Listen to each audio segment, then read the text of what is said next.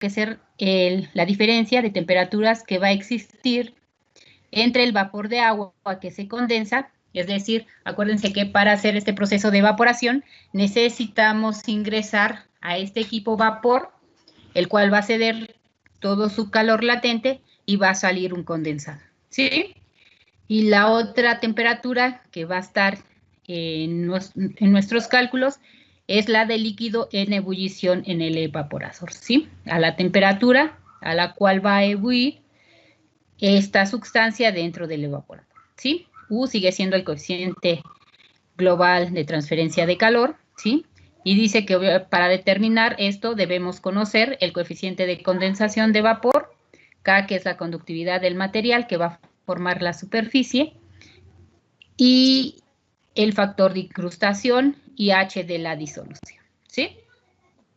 Entonces, en este caso, pues seguimos incluyendo todas esas resistencias que se van a oponer a la transferencia de calor, ¿sí? Además, comentamos que tendríamos que aplicar tanto un balance de materia como de energía, porque existe un cambio de fase, ¿sí? Debido a que existe el cambio de fase, necesitamos aplicar este balance de materia y energía, ¿sí? Y entonces, en este caso, el balance está dado por lo que se alimenta a este evaporador, ¿sí? Esta alimentación de nuestro producto está dado por una temperatura a la que debe de ingresar, por una fracción de soluto que nos interesa, ¿sí? Por una entalpía.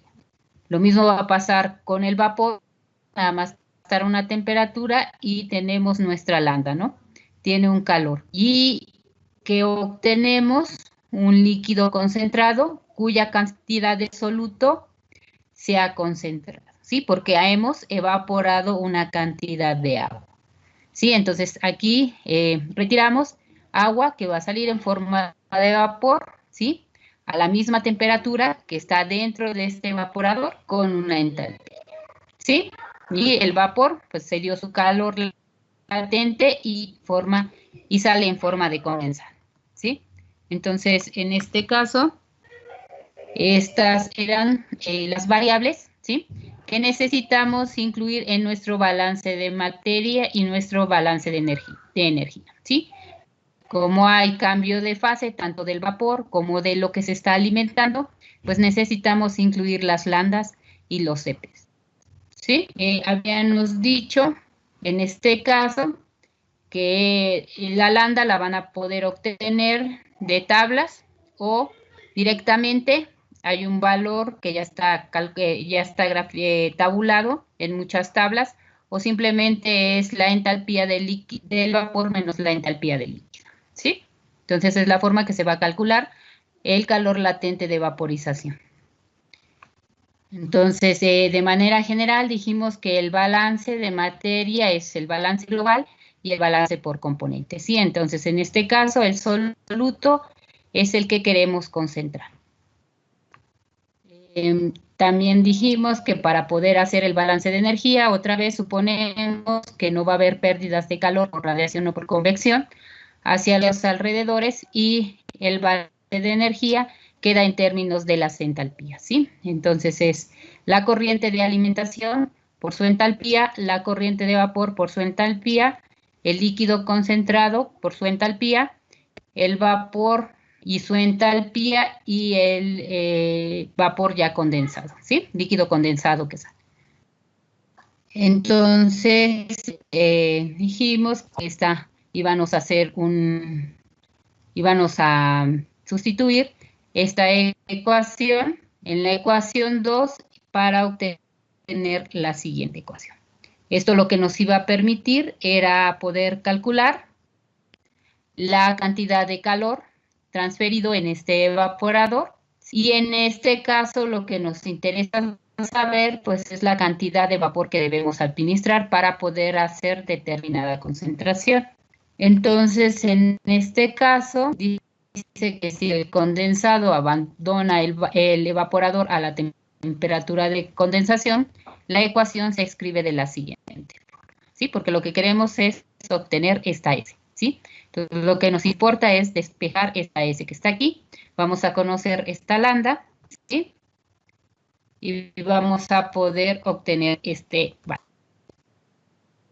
Y aquí tan solo les explicaba cómo íbamos a encontrar esta HF, ¿sí? Dice que el líquido concentrado y el vapor que sale de este equipo van a estar en equilibrio, y si la disolución no tiene aumento apreciable en el punto de ebullición, les comenté que ya que este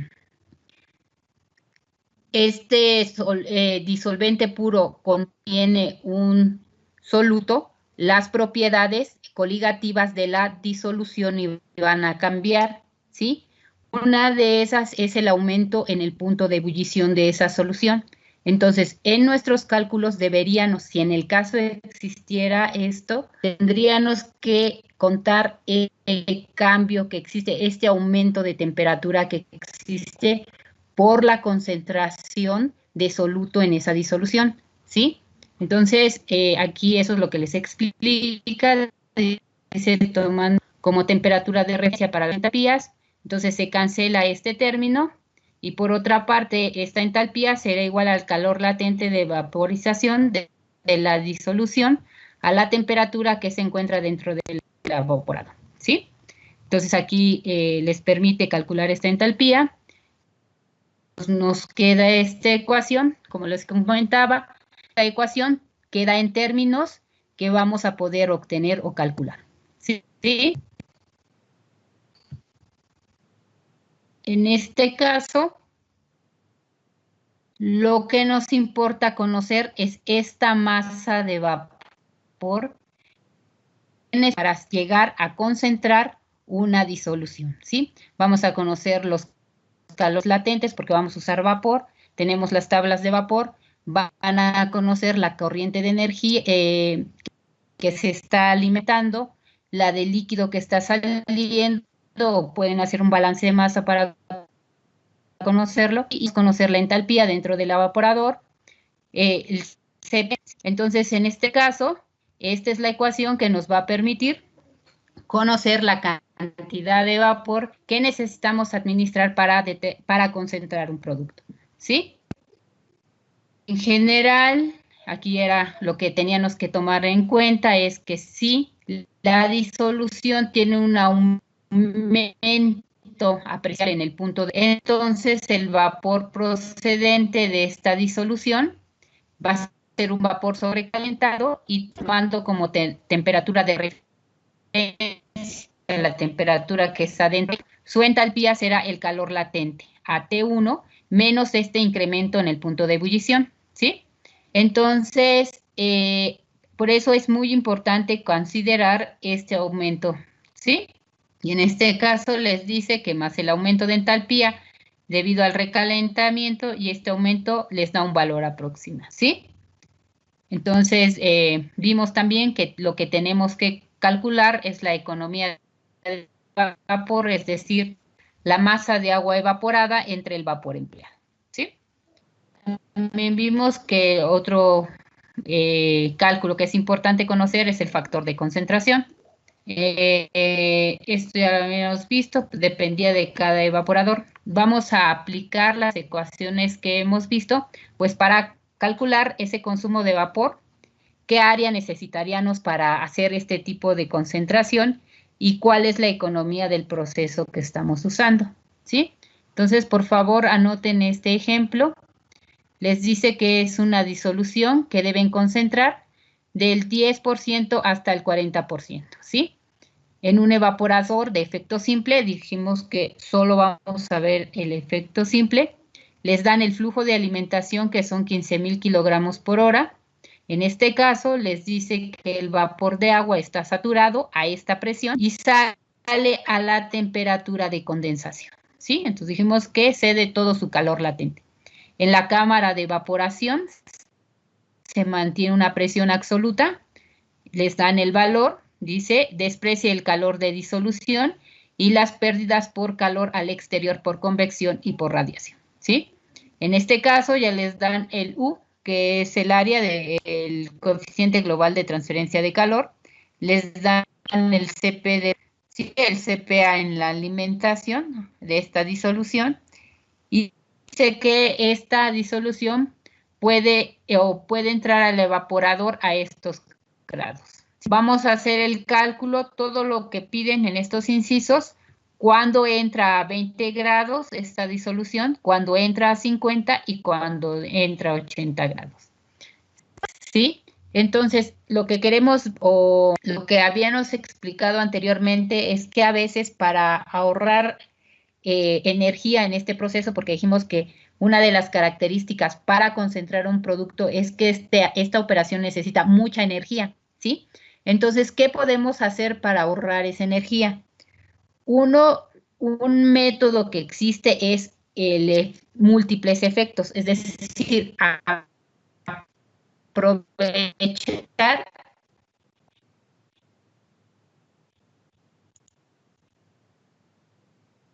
Disculpe, maestra, el vapor escuchaba. que se ha evaporado del alimento y suministrarlo a otro evaporador, ¿sí? Pero ¿qué tal?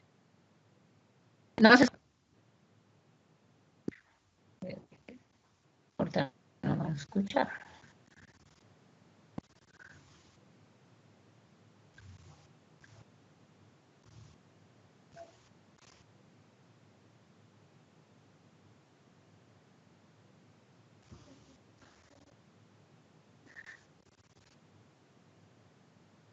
¿Escuchan ahora bien? Sí, mejor. Ok. Anoten el ejercicio, ¿sí? Y lo que les comentaba, lo que queremos es qué tan eficiente se va a hacer el proceso o qué economía vamos a tener al precalentar la solución antes de entrar al evaporador, ¿sí? Entonces les comento, hay muchas operaciones que nos van a permitir concentrar un producto, ¿sí? Algún componente en el que queramos de una solución. Uno de ellos es los procesos de evaporación que se conocen mecánicos, como la ultrafiltración, ¿sí? Entonces, las desventajas de este proceso es que requiere una gran cantidad de energía, ¿sí? Entonces, lo que queremos hacer como ingenieros es cuáles son las alternativas que existen para no emplear tanta energía en este proceso, ¿sí? Les comento, una de las soluciones que se ha empleado es el efecto múltiple, ¿sí? Ese efecto múltiple nos va a permitir gastar o invertir menos energía para este proceso. ¿Qué se puede hacer también? Lo que se puede hacer es precalentar el producto para en el proceso, ¿sí? Entonces, ahorita lo que vamos a ver en este ejercicio es el efecto de calentar o precalentar este producto antes de que ingrese al evaporador y calcular esa economía del producto.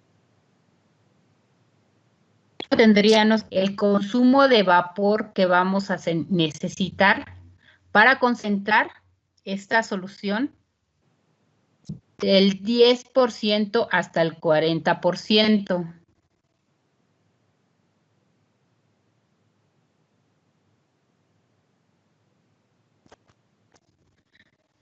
Necesitamos también el área de transferencia, lo que siempre les digo. Las personas que se dedican a fabricar estos equipos, pues tienen varios modelos, ¿no? Ustedes pueden llegar y decirles, quiero un evaporador simple, de tales, de tubos verticales, pero lo que ustedes les tienen que dar, pues, es la... Sí. Se estaba entrecortando un poquito.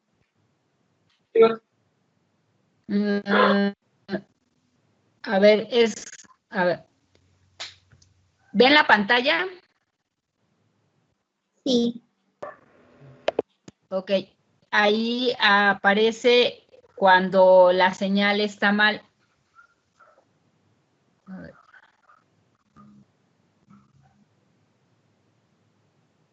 ¿Sí? Entonces, cada vez que aparezca la señal, voy a dejar de hablar. Sí, voy a apagar el micrófono. Cuando deje de ver la señal, voy a tratar de ubicarme en un lugar donde se pueda mejorar la señal, pero si eso no pasa, cada vez que aparezca aquí, voy a apagar el micrófono cada vez que yo vea que la señal no es buena para que el audio no se oye, no se escuche entrecortado. ¿Sí? Ok, gracias. Sí. Ok, entonces, por favor, me avisan cuando terminen de anotar el ejercicio para que veamos cómo se resuelve este ejercicio.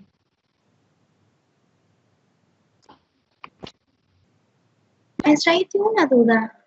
Sí, Menciona que para hacer más eficiente el uso de energía hay que recalentar antes, pero ¿cuál es la diferencia entre recalentar antes fuera del condensador o dentro del condensador? O sea, ¿por qué es mucho mejor hacerlo fuera que dentro? No es lo mismo. no, lo que pasa es que la cantidad de energía que tienes que emplear para llegar a esta concentración, ¿sí? Ahorita es lo que vamos a ver en los cálculos. ¿Cuánto consumo de vapor necesitas? ¿Sí? Lo que pasa es que aquí lo que tú estás utilizando es vapor, ¿sí? Y para eso necesitas un equipo que se llama caldera, ¿sí? Necesitas tener una caldera que va a consumir también energía para producir ese vapor, ¿sí? Vapor es el que vas a tener que suministrar. En cambio, este que tienes aquí no necesariamente no necesitas vapor para llegar a calentar a estas temperaturas, ¿sí? Ok. O sea, Sí, lo que muchas gracias. tratas de ahorrar es la energía que necesitas suministrar. Ok. Sí, ya. Ya, muchísimas gracias, maestra. Sí.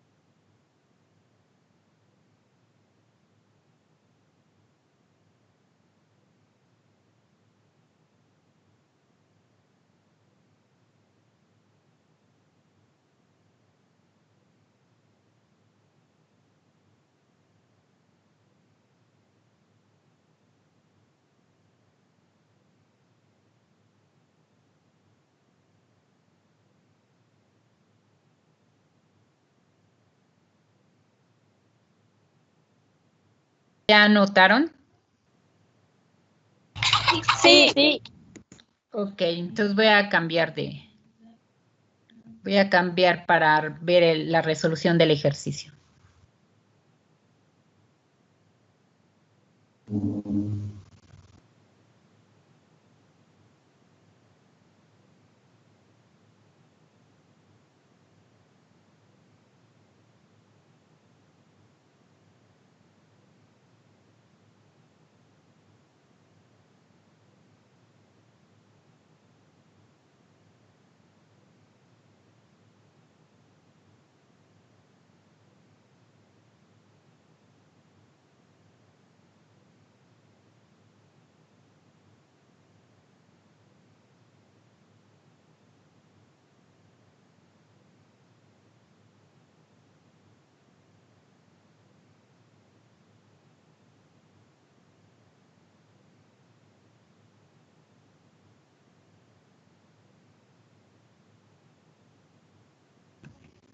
Para poder dar solución a este ejemplo, tenemos que aplicar, como hemos dicho, un balance de energía y un balance de materia, ¿sí? Los datos que les dan solo son la concentración que tiene el soluto a la entrada en la alimentación y la concentración que debe tener el producto del soluto que nos interesa a la salida, ¿sí? Que va a tener, que es de una solución que contiene un soluto que nos interesa al 10%, necesitamos someterlo a un proceso de evaporación hasta que llegue al 40%, ¿sí? Y lo único que se nos dan son los datos de la corriente de alimentación y la concentración de ese soluto y la concentración a la que se debe llegar, ¿sí? Aparte de los datos de las propiedades térmicas y el coeficiente global de transferencia de calor. Entonces, ¿qué debemos aplicar?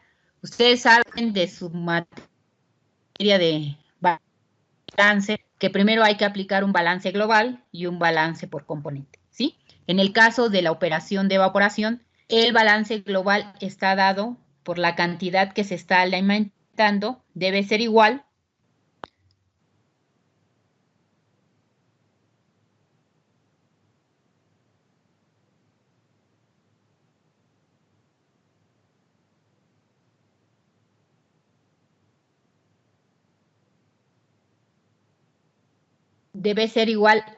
a,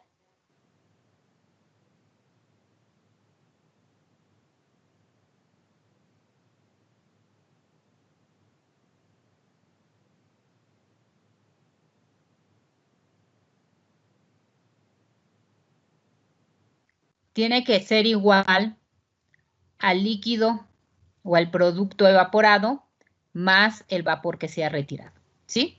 Y el balance por componente está dado por el componente de interés que va a ser el soluto, ¿sí? Entonces es esa corriente que se está alimentando por la fracción de ese soluto en la alimentación es igual a la corriente del producto concentrado que se obtiene por la fracción del soluto en ese producto que se ha evaporado, ¿sí?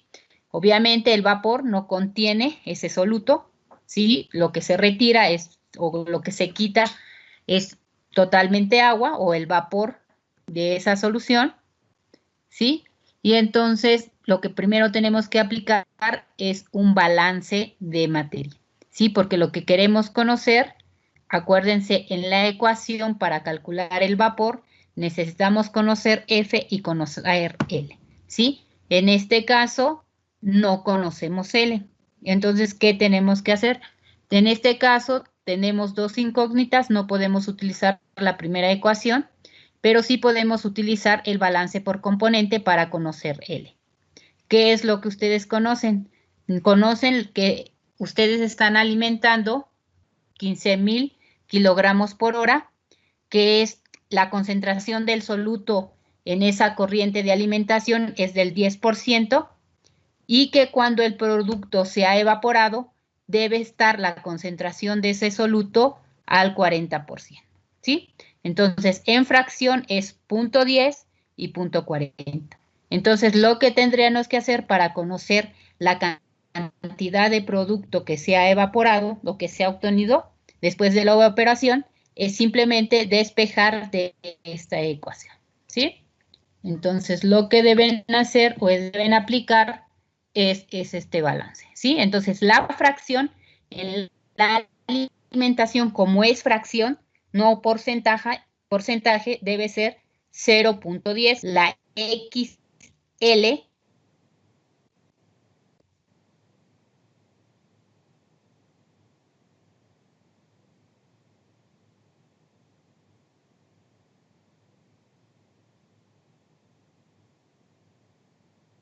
la XL,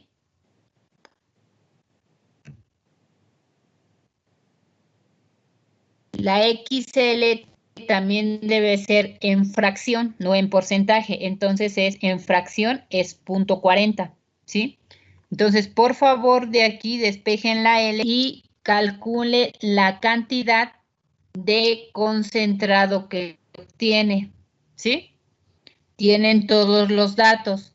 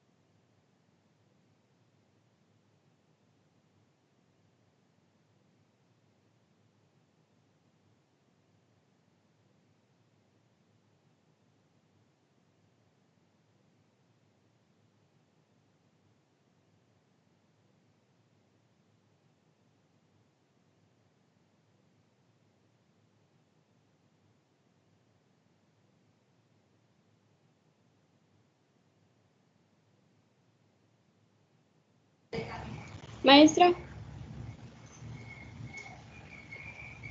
Sí. me dio 60.000 kilogramos por hora. A ver.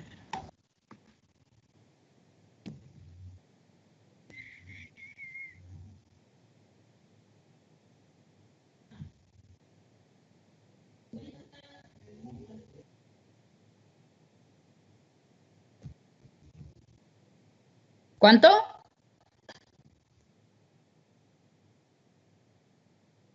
Entonces, nos dijimos que eran,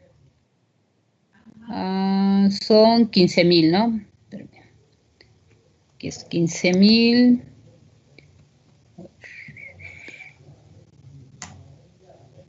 No sé. Son 15,000 kilogramos por hora, ¿sí?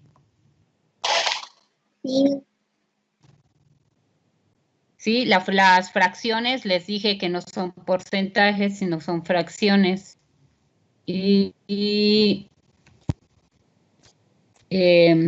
la fracción del soluto en la alimentación es del 10% en fracciones 0,10. Y a la salida en el líquido ducto concentrado es 0,40, ¿sí? Entonces aproximadamente les debe dar de 3,750, ¿sí? sí, maestra. Entonces tenemos que obtener menor producto, ¿no? Menor cantidad de producto.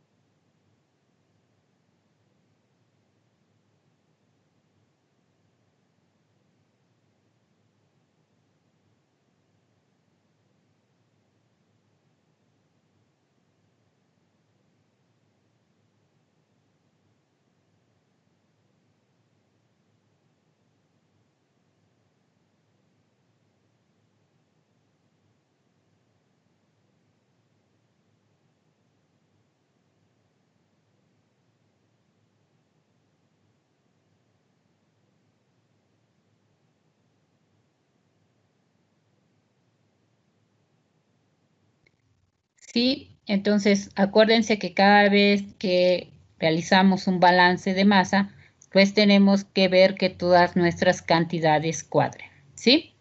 Entonces, la solución diluida, o sea, la que estamos alimentando, son 15,000 kilogramos. Si de esos 15,000 kilogramos al 10% hay solutos, es decir, que hay 1,500 de soluto. Y lo demás es líquido, ¿no? Es agua. En el otro caso, ¿qué es lo que pasa a la solución concentrada? ¿Sí? La solución que han concentrado, ¿sí? Que han evaporado, que ha pasado ese proceso de evaporación. Al final, ustedes tienen esta cantidad de producto, que son 3,550. ¿Qué es lo que pasó? De 3,550, lo único que retiramos fue agua, ¿sí? Los sólidos siguen siendo los mismos, nada más que se han concentrado más, ¿sí?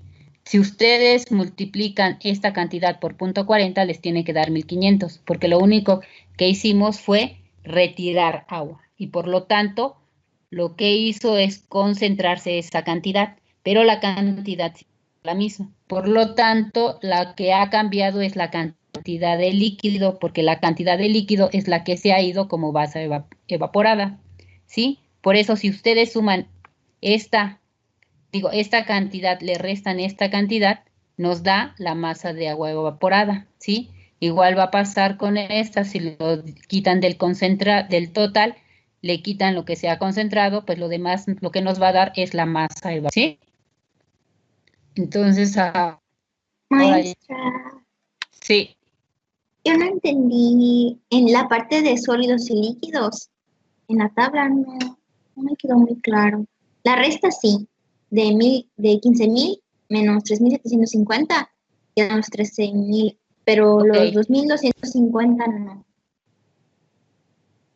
¿cuál? ¿El de estos?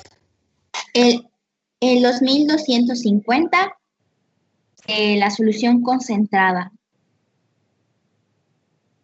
¿2,500 o los 3,500? ¿O los Los, 2,250? sí, esos 2,250 no entiendo de dónde salen. Ok, se supone que la solución está diluida porque está al 10%, ¿no? O la solución de alimentación, como tú le quieras llamar. Entran los 15,000 kilogramos por hora. Esos 15,000 kilogramos, el soluto está en un 10%, quiere decir que corresponde a 1,500 kilogramos de sólido. Lo que no es sólido es líquido, que son los 3,500, ¿sí? Ahora, lo que te importa, aquí está puesto la solución concentrada, la que sale después de evaporar. Dijimos que ese vale 3,500 kilogramos por hora, ¿sí? ¿Cuánto corresponde del 40%? ¿Sí? Pero los sólidos no han cambiado porque los sólidos siguen siendo los mismos. Lo único que hiciste es concentrarlo. Ahora, multiplica estos 3,750 por 0,40, te tienen que dar 1,500, ¿sí? Porque lo único que hiciste fue retirar agua. En esta es la solución que sale por abajo del evaporador, ¿sí? Entonces es la solución concentrada, ya tiene menos agua. Si a 3,750 le restas 1,500, te tienen que dar estos 2,550, porque es el agua que quedó, la que ya no evaporaste.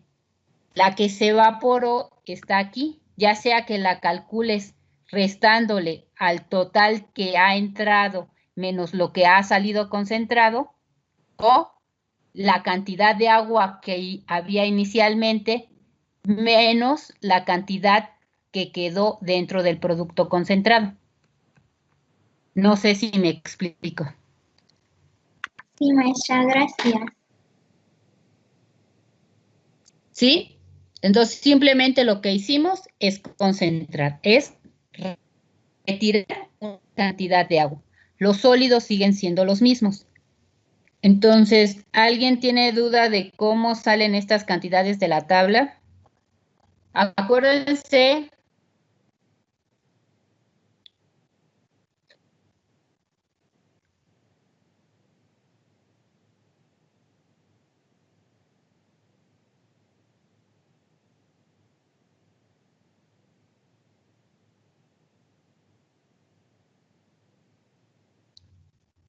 Recuerden que siempre que realizan un balance de masa tienen que hacer esta tablita para que todos sus datos cuadren y no estén mal en su balance. Sí, este simplemente es con que están haciendo bien el balance. Entonces, ahorita ya tenemos L, ¿no? La cantidad que se ha concentrado, ¿sí? ¿Qué debemos? Necesitamos obtener landas de vaporización, ¿sí? Porque para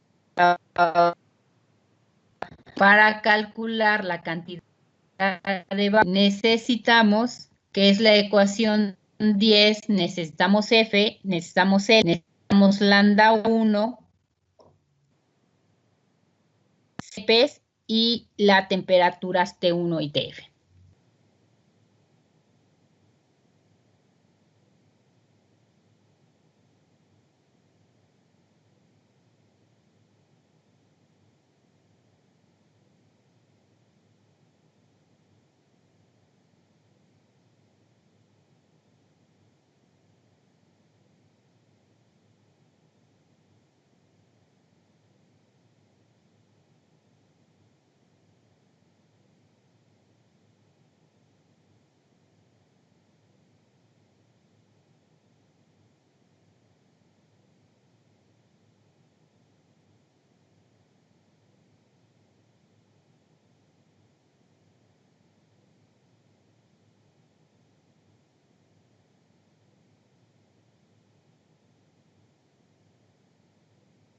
¿Cómo vamos a obtener la lambda de la ecuación 10? Pues con los datos que se nos da sobre las características del vapor.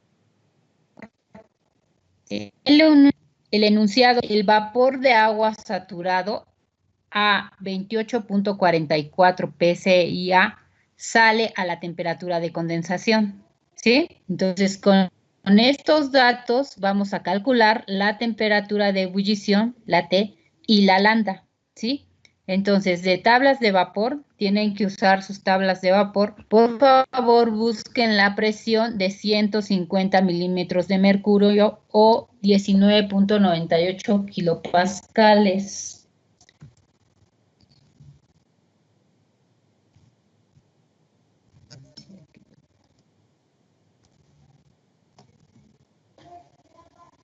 ¿Sí? Localicen esta en las tablas de vapor. Van a localizar la presión. La presión que vamos a localizar la temperatura. Y a la vez vamos a calcular la lambda de vaporización. Les comento, tablas como las directamente en la columna de en medio de las entalpías viene la lambda de vaporización. En otras tablas solo vienen la lambda la entalpía de vapor y la entalpía de líquido. En ese caso hay que hacer una resta, ¿sí? Restar la lambda del menos la lambda del líquido.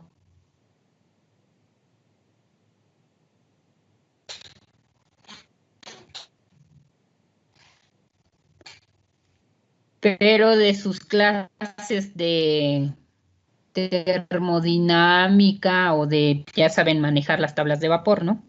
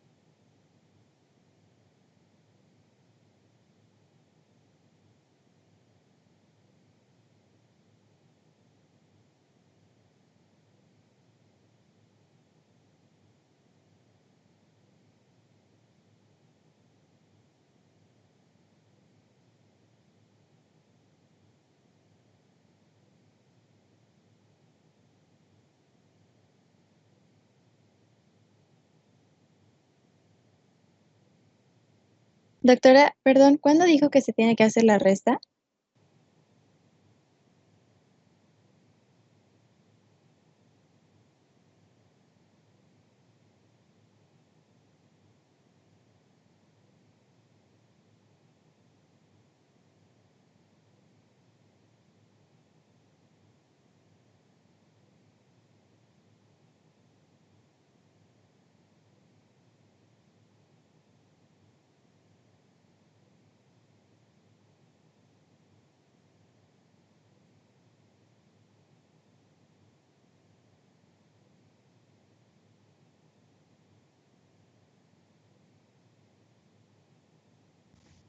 Cuando tienen en las tablas que tengan, solo tengan la entalpía del vapor y la entalpía del líquido. Solo son dos columnas. Hay otros libros como el Sweetmanes que ahí tienen tres columnas y la columna de en medio les da directamente la lambda de vaporización. Cuando ustedes tengan unas tablas donde venga solo la entalpía de vapor y la de líquido, a la de líquido hay que, a la de vapor, darle la de líquido. A ver, déjenme, les muestro las tablas y les pongo las dos tablas de los dos libros para que ustedes vean a qué me refiero cuando les digo una o dos.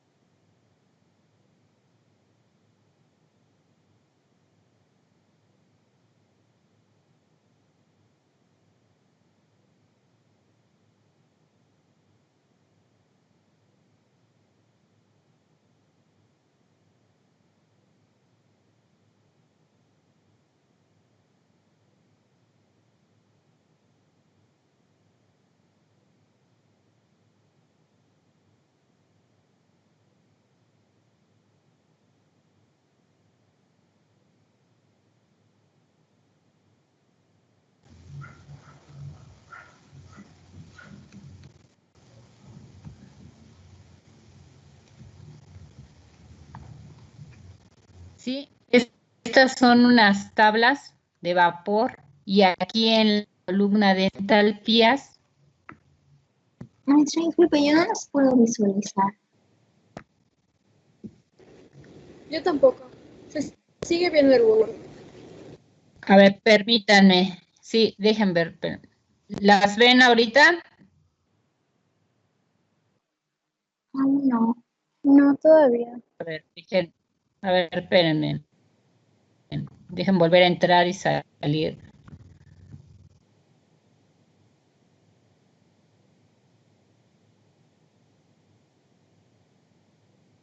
¿Ahora sí las ven?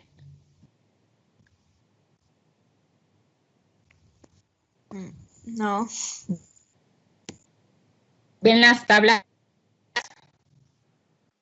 No, maestra, todavía.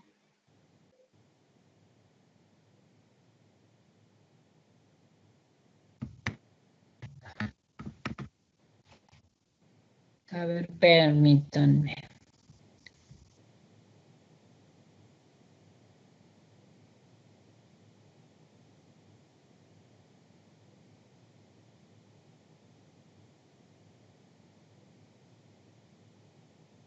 Ahora sí.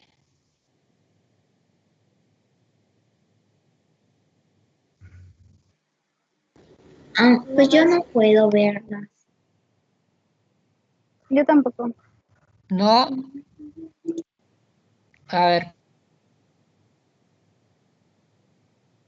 Permítanme.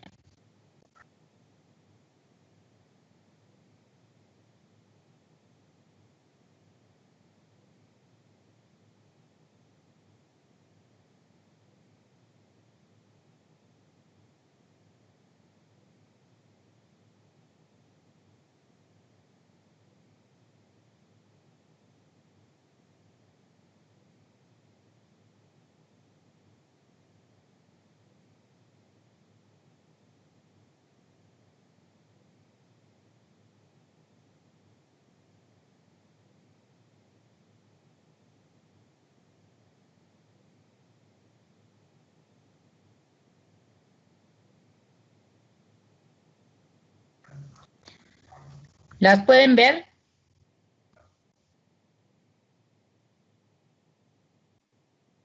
No, todavía. No se ve nada. A ver, voy a tener que colgar. Ya, maestra, ya.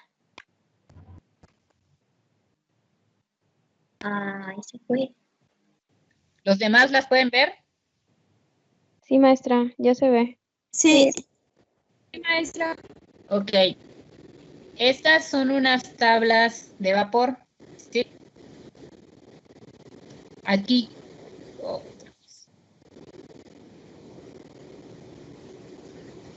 ¿Sí las ven? Sí. Sí, lo vemos. Ok. Sí. Entonces dijimos que estas son las tablas de vapor. Aquí están la temperatura, pueden entrar por temperatura o por presión o por cualquiera de los datos, ¿sí? En este caso vamos a entrar por... Aquí está la columna de entalpía, ¿sí? Como les comentaba, esta solo tiene dos columnas, la columna del vapor y la del líquido. Entonces, si ustedes quieren sacar la lambda de vaporización, tienen que restar a la del vapor. La entalpía de vapor se la tienen que restar a la del líquido. Voy a cambiar de tabla.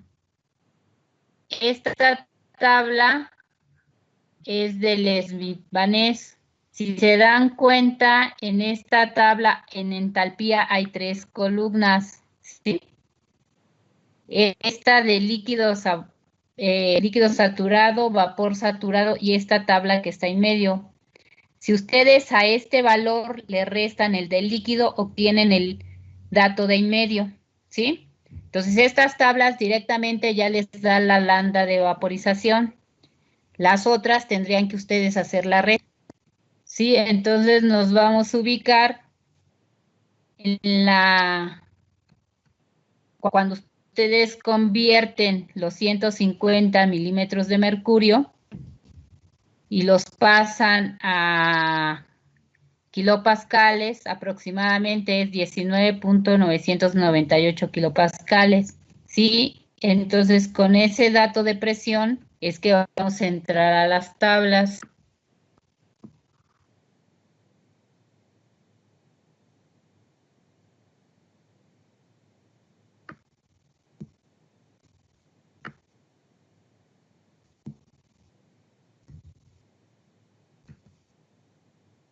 Entonces casi estamos en este valor.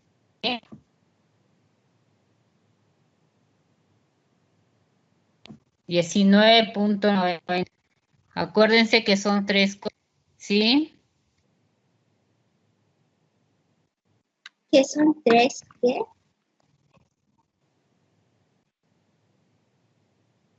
Aquí está este valor, ¿sí? Este es en kilopascales.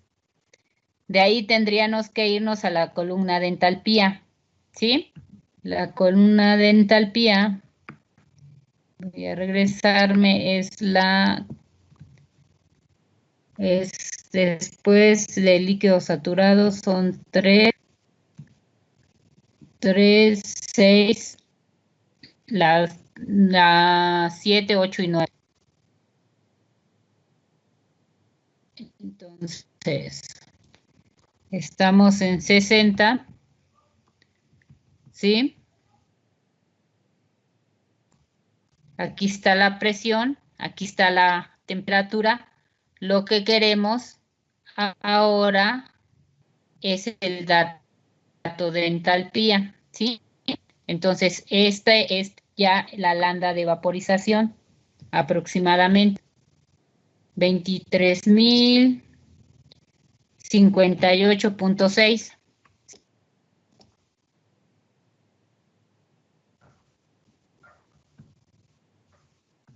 Si ustedes a 26.000, no, a 2.609.7 le restan 251.1, van a obtener 2.358.6, ¿sí? Entonces, estas tablas automáticamente en la columna de en medio de la entalpía les da el valor de el lambda de vaporización.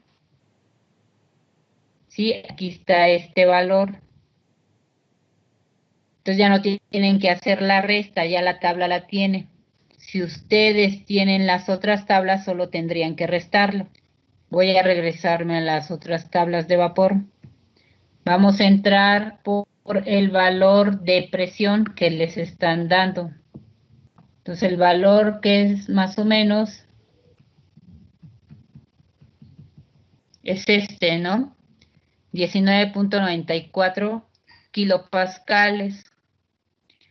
Nos vamos a esta columna, ¿sí?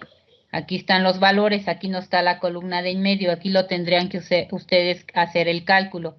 A 26.000, a 2.609.6 le tendrían que restar 251.13. Y van a obtener un valor similar. A eso es a lo que me refiero cuando la columna de entalpía solo hay 2 valores o tiene 3 valores. Ese depende del libro que estén o de las tablas que ustedes estén consultando. Entonces, Ok, recuerden, el dato que les dan es el dato de la presión de vapor.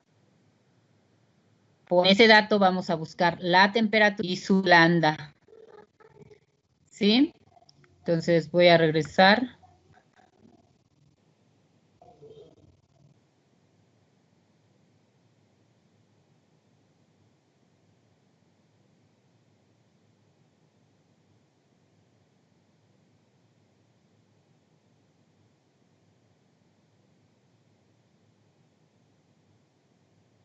Sí, entonces,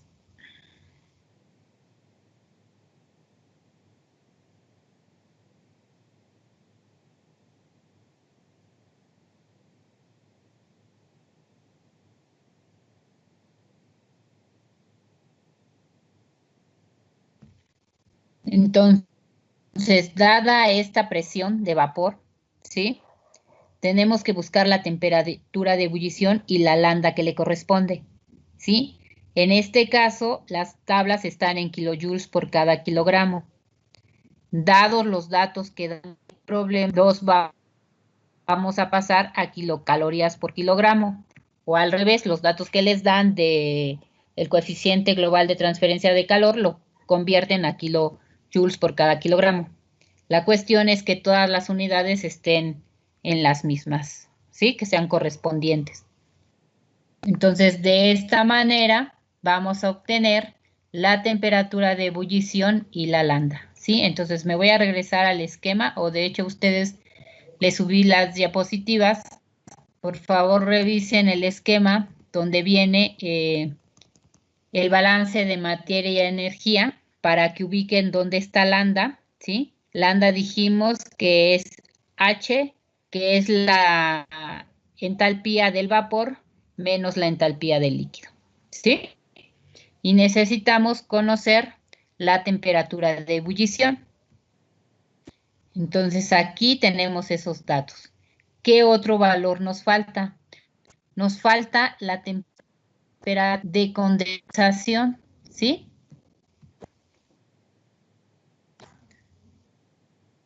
Entonces, ¿qué nos da en este caso?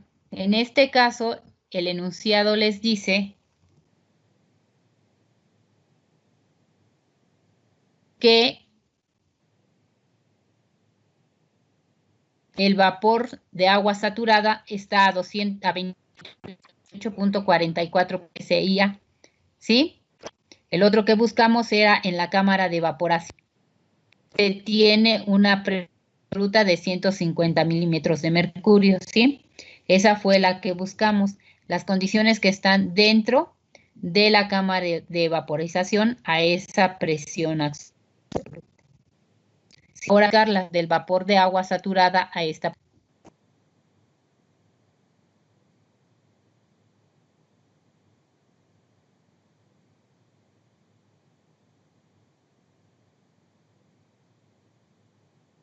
Entonces, ahora, para el vapor saturado a esta presión, hay que volverlo a pasar a las unidades que están en las tablas, es decir, hay que pasarlo a kilopascales, ¿sí?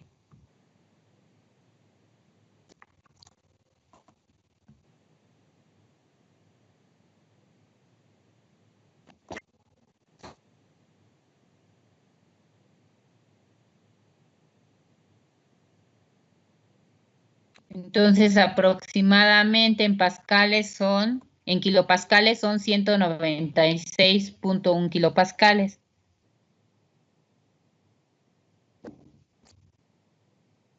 ¿Sí? Entonces, hay que regresar a sus tablas de vapor para buscar esta temperatura de condensación, ¿sí? Y la lambda que le corresponde.